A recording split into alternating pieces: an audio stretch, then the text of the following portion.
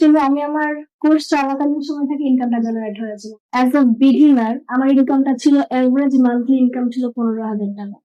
তো আপনি একটু আগে বললেন যে আপনি এনএসসির একজন স্টুডেন্ট। আপনি এত বড় প্রতিষ্ঠান থেকে পড়াশোনা করার সত্ত্বেও আপনি কেন ফ্রিল্যান্সিং সেক্টরে আসছেন? তো তখন আমার মনে হয়েছিল যে ফ্রিল্যান্সিং সেক্টরটা অ্যাকচুয়ালি আমি অল্প টাইমে ভালো স্কিল ডেভেলপ করে আমি ভালো ইনকামটা জেনারেট করতে পারবো।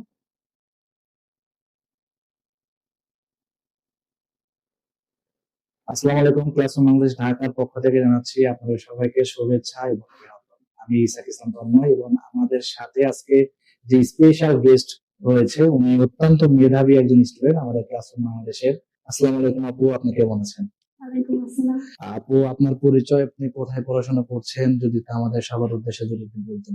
আমি আয়েশা মাহমুদ, আমি নর্থ ইউনিভার্সিটিতে ইকোনমিক্স ডিপার্টমেন্টে পড়ছি, সেকেন্ড ইয়ার। আচ্ছা আচ্ছা। তো আপু, আপনার ক্লাসরুম বাংলাদেশের সাথে যাত্রাটা শুরু হয়েছে কত সাল থেকে এবং আপনি দীর্ঘ কতদিন যাবত আমাদের সাথে রয়েছেন? আমার ক্লাসরুম বাংলাদেশে যাত্রা শুরু হচ্ছে 2024-এর 2nd জুন থেকে। আচ্ছা। এন্ড আমার কোর্স অলরেডি শেষ, প্রায় 1 থেকে অ্যারাউন্ড 1.5 বছর হচ্ছে। ওকে। এন্ড তারপর থেকে আমি লোকাল ইন্টারন্যাশনাল মার্কেট প্লেসে সোশ্যাল মিডিয়া মার্কেটার হিসেবে কাজ করছি। আচ্ছা আচ্ছা, বুঝতে পেরেছি। আপনি তো এমনিতেই হচ্ছে প্রাইভেট ইউনিভার্সিটিতে পড়াশোনা করেন।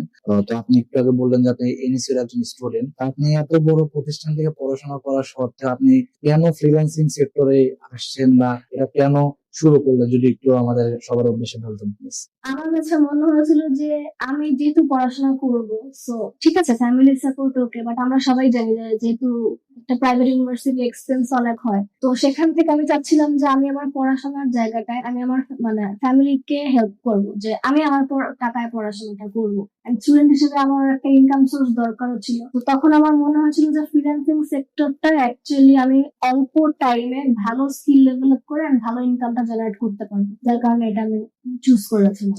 আচ্ছা আচ্ছা, বুঝতে পেরেছি। তো আসলে আপনি তো প্রায় 1 বছর প্লাস, প্রায় 1.5 বছরের মতো হবে আপনি আমাদের সাথে আছেন। আসলে কি আপনি ইনকাম করতে এখনো পেরেছেন?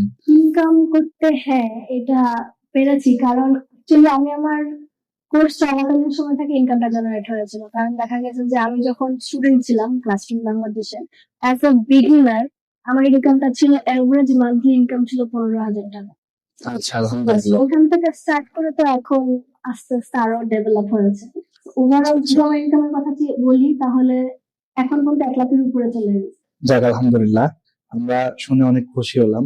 আপু, আসলে আমি আপনার কাছে থেকে যে বিষয়টা জানতে চাচ্ছি সেটা হচ্ছে যে আপু, আপনি তো as a private university student, ওইখান থেকে আপনার তো একটা গোল আছে এবং ছোটবেলা থেকে আপনি হয়তো বা একটা গোলে বড় হয়েছে আসলে। আপু, এখান থেকে আমি একটা জিনিস জাস্ট শুধু জানবো যে আপনি এখান থেকে এখন কি দেখতে পারেন বা এখান থেকে আপনার ক্যারিয়ার থেকে কি দেখতে চান? আমি ছোটবেলা থেকে আইটি রিলেটেড কাজ নিয়ে অনেক কাজ করতে চাইতাম। আমার ইচ্ছা ছিল যে আমি আইটি রিলেটেড বিষয়ে স্পেশালিস্ট হব।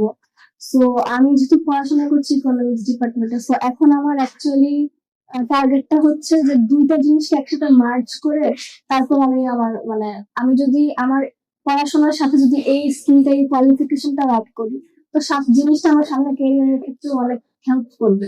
যার কারণে এটা এই দুটাকে আমি মার্জ করে এখন একসাথে কাজ করার মানে প্ল্যান আছে। আচ্ছা আচ্ছা। তো আপু, আসলে আমাদের এই পডকাস্ট কিন্তু এখন অনেক ব্যক্তি দেখছে, আসলে যারা দেখছে তাদের উদ্দেশ্যে কি আপনি কিছু বলবেন?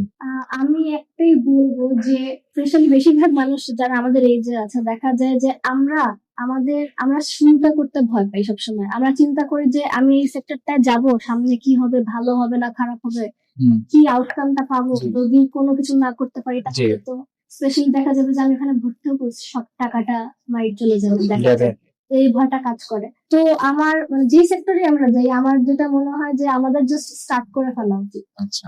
কারণ দেখা যাবে যে আল্লাহ ভরসা, আর সামনে যা হবে এটা আল্লাহর উপরে ডিপেন্ড করে, তা শুরু করা উচিত। কারণ আমরা যদি শুরু না করি তাহলে সামনে কি হবে এটা আমরা তো দেখতে পারবো না, সেটা আচ্ছা। দেখার আগে।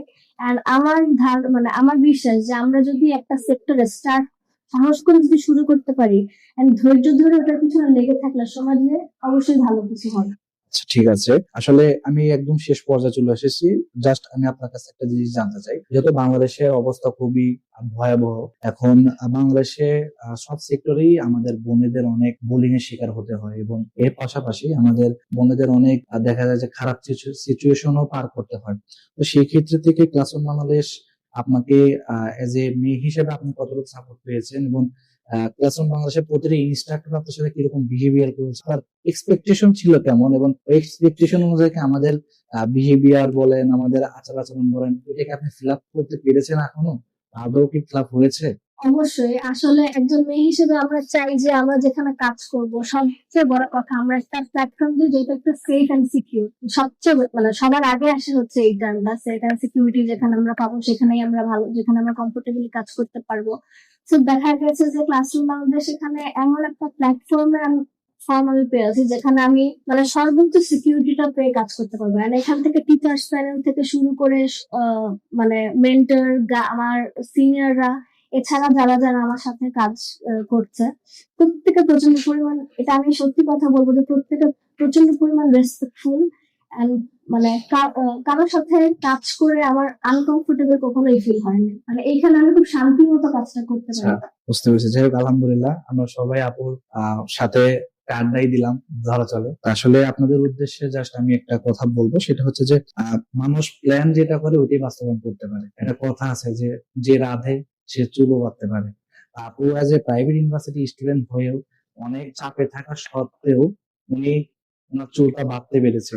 আপনারা যারা চাচ্ছেন যে লাইফটাকে ডেভেলপমেন্ট করতে, লাইফটাকে শাইন করতে, বা কিছু একটা ডেভেলপমেন্ট করে আপনি আপনার লাইফটাকে গোলকে সেট করতে, আমি এতটুকু বলতে পারি যে শুরুই হচ্ছে সবকিছুর মেইন উৎস। সবাই ভালো থাকবেন, সুস্থ থাকবেন। হয়তোবা আপনার সাথে নেক্সট কোন একটা পডকাস্টে দেখা হতে যাচ্ছে। এতদিন পর্যন্ত আপনারা ভালো থাকবেন, সুস্থ থাকবেন, এই কামনা করে আজকে এপিসোড এখানে শেষ করছি। আসসালামু আলাইকুম।